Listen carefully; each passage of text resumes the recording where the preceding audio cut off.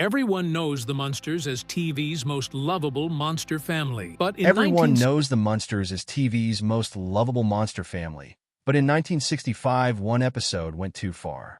From illegal props to dangerous stunts, this is the story that almost ended the show.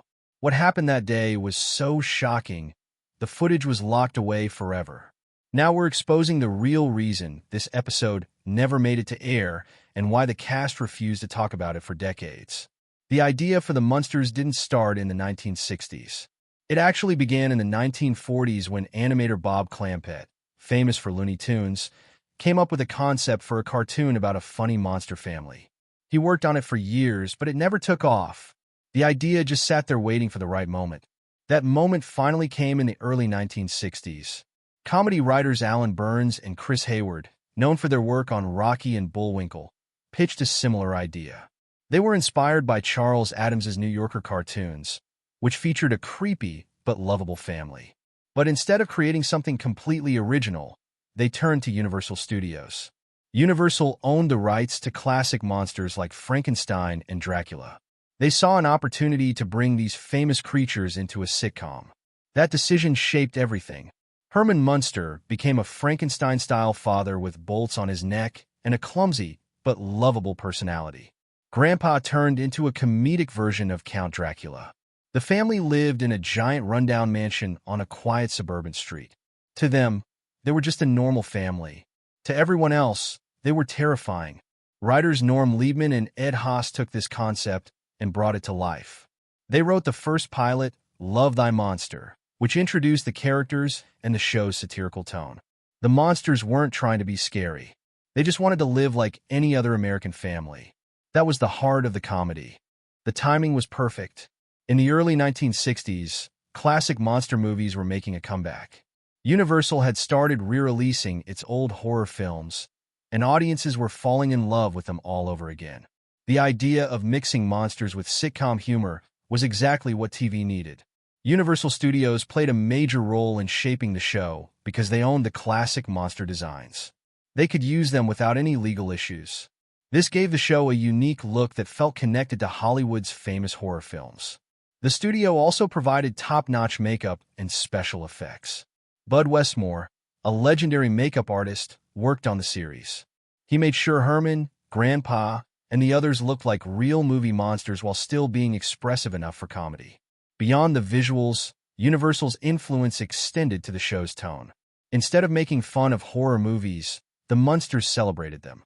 Fans of classic monsters could enjoy the references while general audiences could laugh at the family's everyday struggles. At its core, the Munsters was a satire of suburban life. The family saw themselves as completely normal.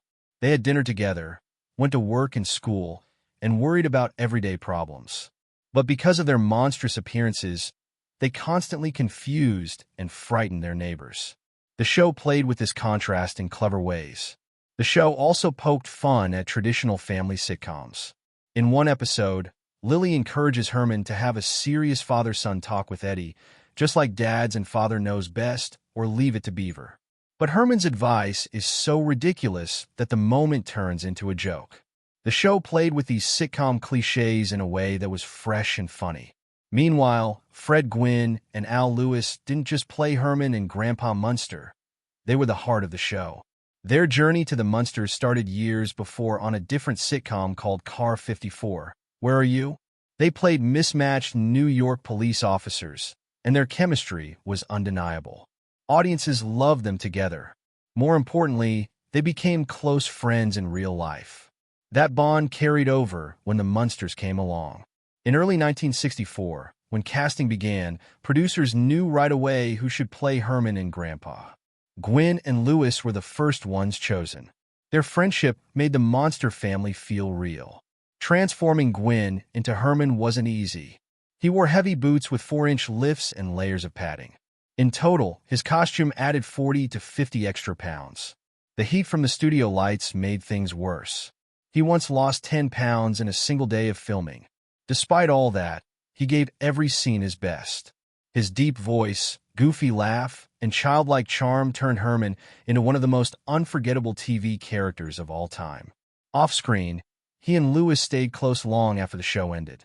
Their friendship was just as strong as what fans saw on television. Not every casting decision was so simple.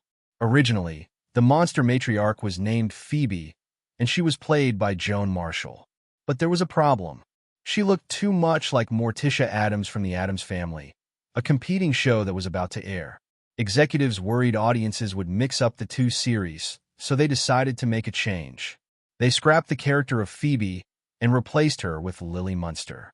That meant finding a new actress, and they chose Yvonne De Carlo. De Carlo was famous for dramatic roles. She had starred in The Ten Commandments and other serious films. Fred Gwynne and Al Lewis weren't happy at first. They weren't sure she could handle the comedy, but De Carlo proved them wrong.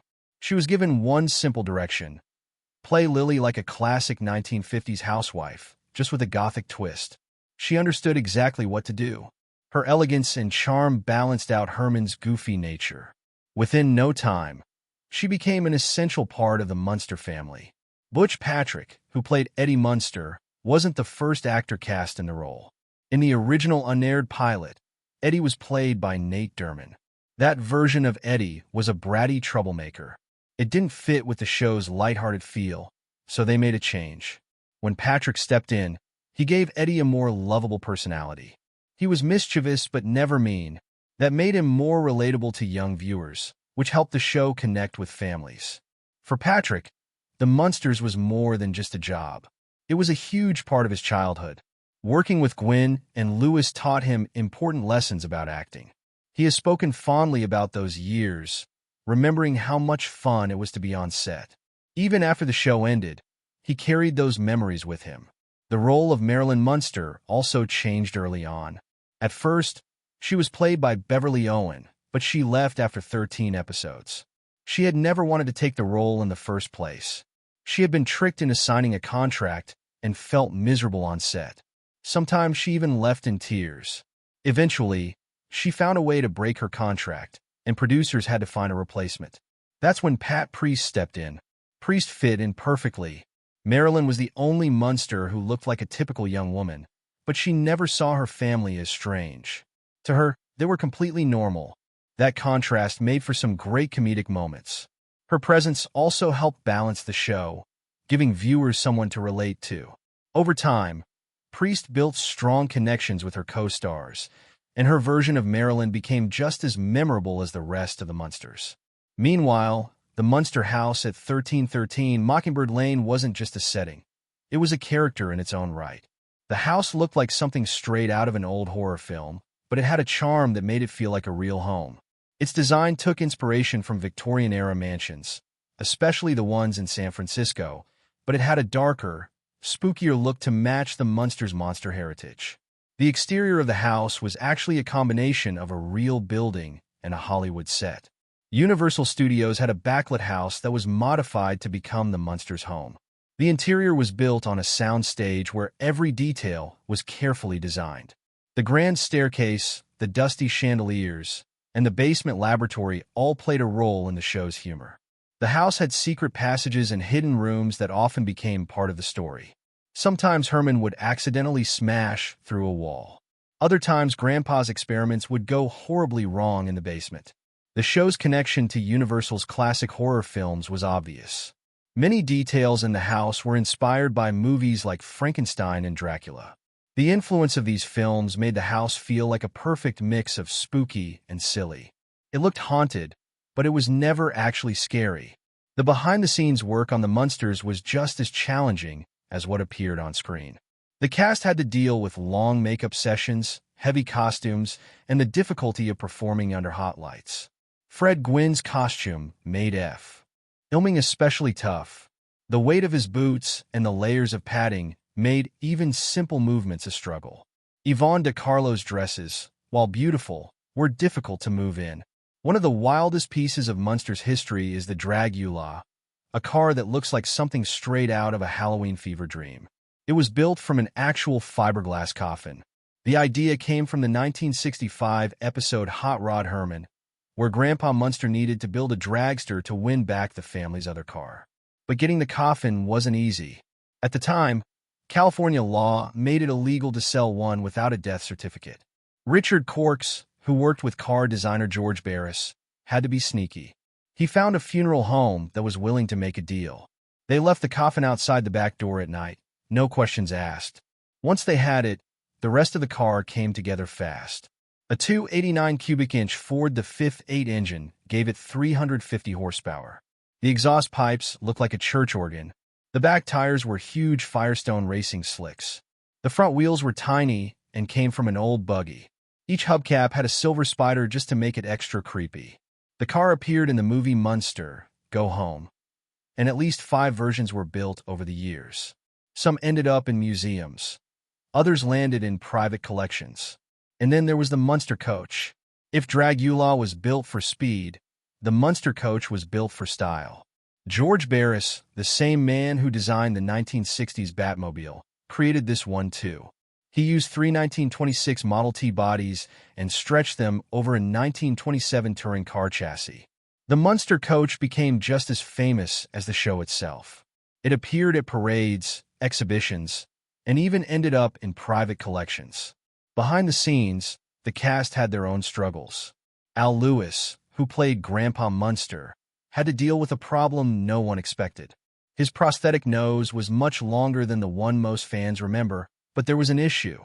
Every time he drank coffee, the nose got wet, turned soggy, and lost its shape.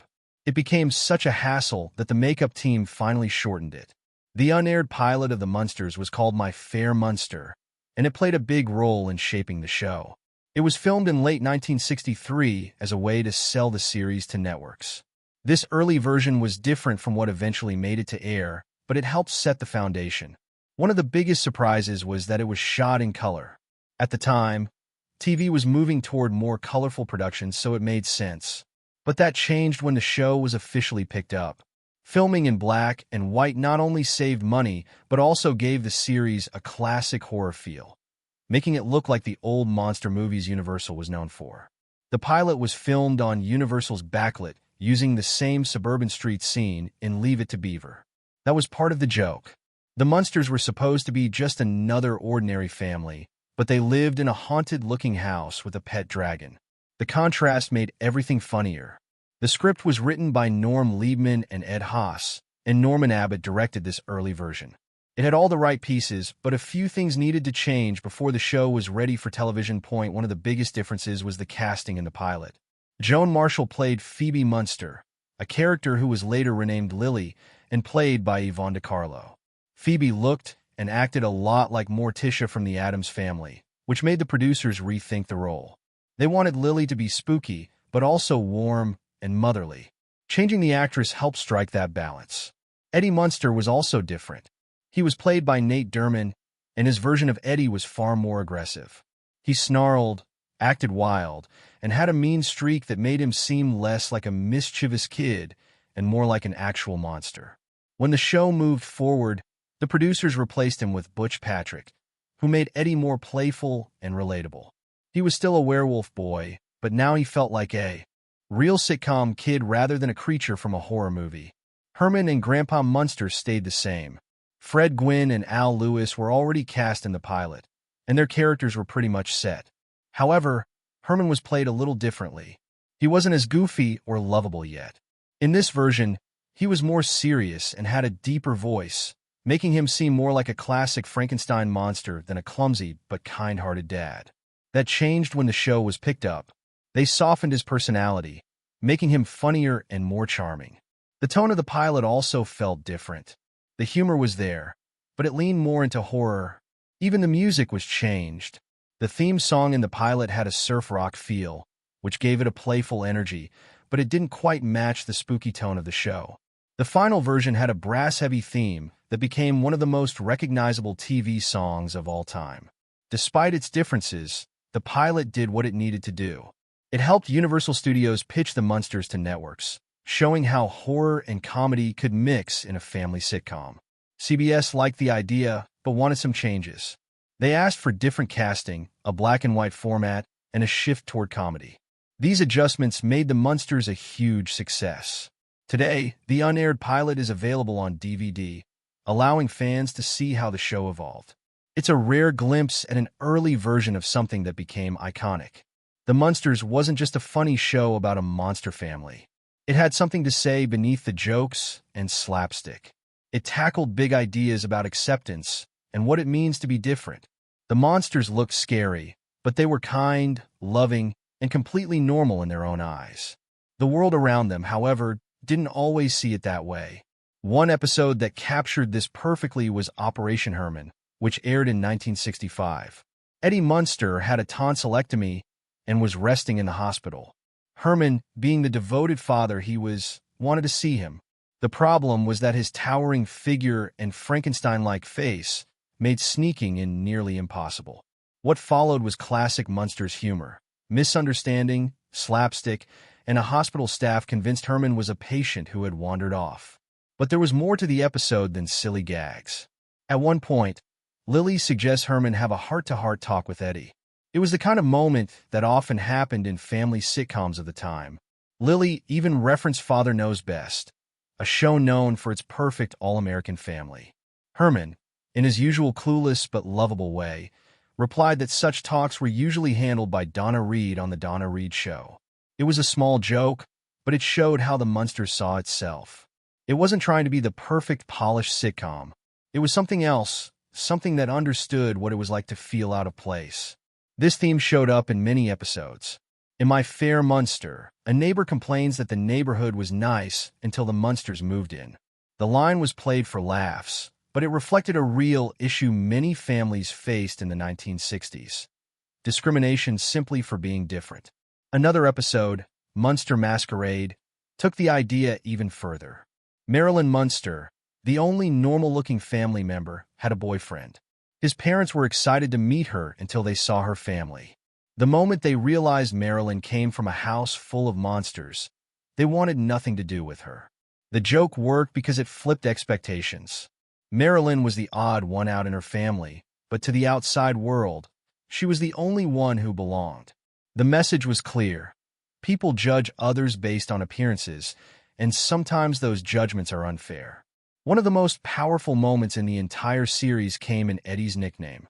Eddie was feeling insecure, and Herman sat him down for a talk. What he told him became one of the show's most memorable speeches. The lesson I want you to learn is that it doesn't matter what you look like, whether you are tall or short or fat or thin or ugly or handsome like your father, or you can be black or yellow or white. It doesn't matter. What matters is the size of your heart and the strength of your character. For a lighthearted sitcom, this was a bold moment. It wasn't hidden behind humor. It wasn't softened by a joke. It was direct, it was honest, and it struck a chord with audiences. This was why the Munsters stood out. It wasn't just about monsters living in a normal world. It was about how people treat those who are different. It used humor to make a serious point, and it did it in a way that still feels relevant today. When the Munsters hit television screens on September 24th, 1964, it was unlike anything audiences had seen before. A family sitcom, but with monsters. A Frankenstein-like father, a vampire mother, a werewolf son, and a grandfather straight out of a horror film. It was strange, but it worked. People loved the mix of comedy and classic monster tropes, and by the end of its first season, it had become one of the most popular shows on TV. It ranked number 18 in the Nielsen ratings, right alongside Gilligan's Island. Critics took notice too. In 1965, the show was nominated for a Golden Globe for Best TV Show, a rare honor for a comedy with such an unusual premise. Years later, it would receive multiple TV Land Award nominations celebrating its lasting impact. One award in particular recognized the change in cast when Pat Priest replaced Beverly Owen as Marilyn Munster. Even with a major role being recast, the show remained strong. But no show stays on top forever. In January 1966, something new arrived on ABC, Batman. It burst onto the scene with bright colors, action-packed episodes, and a campy sense of fun that instantly hooked audiences. People who once tuned in for the Munsters now had their eyes on Gotham City. The ratings for the Munsters started to sink. By the end of its second season, it had dropped all the way to number 61 in the rankings. The network saw the numbers and made the call. In May 1966, The Munsters was canceled. The legacy of The Munsters goes far beyond its original run in the 1960s. Over the years, spin-offs, films, and reboots have kept the characters alive, proving that the spooky yet wholesome charm of the Munster family never really fades. One of the most notable follow-ups was The Munsters Today, which aired from 1988 to 1991. This sequel series took an interesting approach. Instead of continuing directly from the original, it explained that Grandpa had accidentally put the family into a deep sleep for 22 years. When they finally woke up, they found themselves in the late 1980s trying to adjust to a new era. With Lee Meriwether as Lily, Jason Marsden as Eddie, and Howard Morton as Grandpa, the show managed to outlast the original series, running for 73 episodes. The first full-length Munsters movie came much earlier in 1966, just as the original show was ending.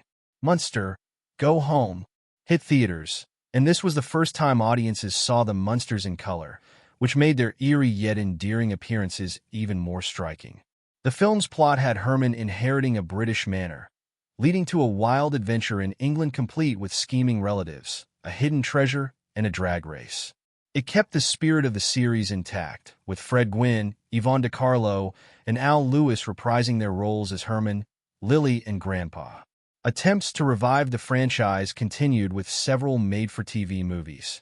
The Munsters' Revenge in 1981 reunited most of the original cast, but it didn't spark enough interest to bring the show back. In the 1990s, 2 more TV movies with new actors tried to recapture the magic, but none had a lasting impact. Reboots, on the other hand, have been a different story. Many have tried to bring the Munsters back, but few have succeeded. In 2012, NBC produced Mockingbird Lane, a darker, more dramatic take on the series directed by Bryan Singer and starring Jerry O'Connell as Herman. Despite its high production values, it never moved beyond the pilot episode. In 2017, there was an attempt to relocate the Munsters to hipster Brooklyn, but that idea was quickly abandoned. The most recent effort came in 2022 when filmmaker Rob Zombie took a stab at reviving the Munsters with a feature film. Unlike past attempts, Zombie's version leaned heavily into campy humor and a colorful, exaggerated style. Starring Jeff Daniel Phillips as Herman, Sherry Moon Zombie as Lily, and Daniel Roebuck as Grandpa, the film divided audiences. Some fans appreciated its nostalgic approach, while others felt the story was lacking. Still, its release on Netflix kept the Munsters in the public eye, proving that the family still has a place in pop culture. That influence can be seen across TV, music, and movies. Shows like The Simpsons have paid tribute to the Munsters multiple times, especially in their Treehouse of Horror episodes. The character of Eddie Munson in Stranger Things was partly inspired by Eddie Munster, highlighting how deeply the show has embedded itself in pop culture. Even the show's iconic theme song has been covered by multiple artists over the years, showing just how recognizable it remains. But it's the characters that truly make the Munsters unforgettable. Herman Munster, played originally by Fred Gwynne, became a symbol of the show's humor and heart. Despite his Frankenstein-like appearance, he was a kind and goofy father figure, proving that even monsters can be lovable. His deep, booming laugh and childlike enthusiasm have been parodied and imitated in countless shows and films. Grandpa Munster, played by Al Lewis, brought another layer of comedy as an eccentric vampire with a knack for wild experiments. He was always cooking up trouble in his basement lab. His mischievous personality and old-school Dracula charm made him one of the most beloved characters, and his influence can be seen in other comedic takes on vampires over the years. The impact of the Munsters reaches beyond just nostalgia. It helped shape sitcoms that blend comedy with the supernatural. Its success paralleled that of The Addams Family, which aired around the same time, though the two shows had very different tones. The Munsters was more lighthearted, while The Addams Family leaned into dark humor. That mix of horror and comedy influenced later shows like What We Do in the Shadows, which balances vampire lore with absurd humor, and even Stranger Things, which mixes supernatural elements with heartfelt family dynamics. At its core, The Munsters wasn't just a gimmick about monsters living in suburbia. It was a satire of the ideal American family, flipping the script by making its monstrous characters the most wholesome part of the show. Decades later, that charm still holds up, proving that even in a world of modern sitcoms and high-budget reboots, the simple magic of the Munsters remains timeless.